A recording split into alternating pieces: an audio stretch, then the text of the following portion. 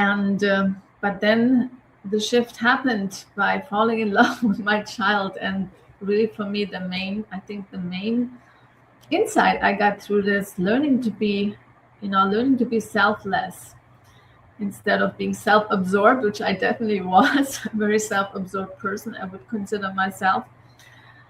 And learning to be selfless and being actually of service to someone else's well-being, that for me was one of the biggest tasks that just learned me to love myself deeper than ever before. First, a lot of judgment, of course, and hating the situation, and finally accepting, this being is here and this being needs me. I can't just go and leave him. My husband, I could always leave, could kick him out, but a child you can't just kick out. When my son was like screaming and crying, so that was really the ultimate test. There's nowhere really to go. So I had to step up and learning to be selfless and being of service, being of contribution to my child and serving him to his highest. And that's where I developed some bond to this little being that I didn't even know existed, this really deep heart-to-heart connection